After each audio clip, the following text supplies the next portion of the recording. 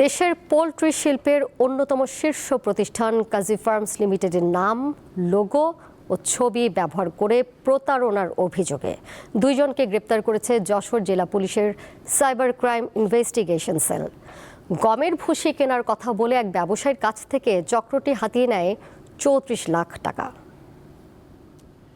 গত মাসের মাঝামাঝি সময়ে কাজী ফার্মসের পরিচালক পরিচয় দিয়ে চুয়াডাঙ্গার মেসার্স RS ইন্টারন্যাশনালের স্বত্বাধিকারী মানিক কুমার আগরওয়ালের সঙ্গে যোগাযোগ করে আবুল বাশার, মনিরুল ইসলাম ও খালেক সরকার নামে তিনজন। আগরওয়ালের অভিযোগ তার কাছ থেকে ৫ ট্রাক গমের ভুসি কিনেছে। পরে গাড়ি ভাড়া, সিকিউরিটি মানি ও ভ্যাটের অজুহাতে নগদ, মোবাইল ব্যাংকিং ও ব্যাংক হিসাবের মাধ্যমেও টাকা নিয়েছে। সব মিলিয়ে তিনি দিয়েছেন ৩৪ লাখ টাকা। এরপর আরও ৩০,০০০ টাকা ধার চাওয়ায় সন্দেহ হয় আগরওয়ালের।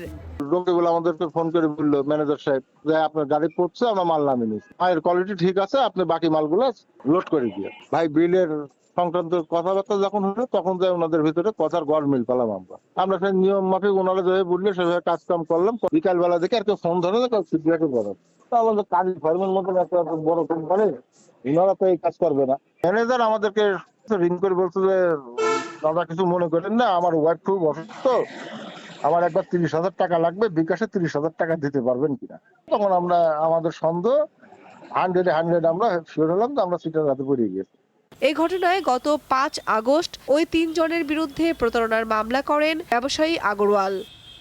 পরে ওই রাতেই যশোর থেকে মনিরুল ইসলামকে গ্রেপ্তার করে পুলিশ। পরে তার দেওয়া তথ্যের ভিত্তিতে খালেক সরকারকেও গ্রেপ্তার করা হয়। এই সময় তাদের কাছ থেকে 7টি মোবাইল, 2টি ল্যাপটপ, সিম, চেক বই, ভুয়া NID ও জাল বিল ভাউচার উদ্ধার করা হয়। এছাড়া উদ্ধার করা হয় 10 লাখ টাকা। এই প্রতারক চক্র তাদেরকে অনলাইন ব্যাংকিং এর মাধ্যমে টাকা পরিশোধ করবে মর্মে জানায়। যশোরের কাজী ফার্মের মূল কার্যালয়ে যোগাযোগ করলে তারা জানতে পারে যে এরা কাজী ফার্মের কেউ না এবং এরা প্রতারক চক্র। মামলার তদন্ত চলমান এবং অন্যান্য আসামি গ্রেপ্তারের চেষ্টায় আছে আমরা।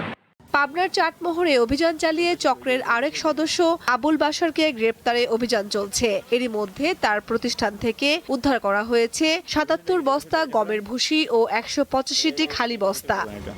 কামরুন নাহার, দীপ্ত, বার্তা কক্ষ।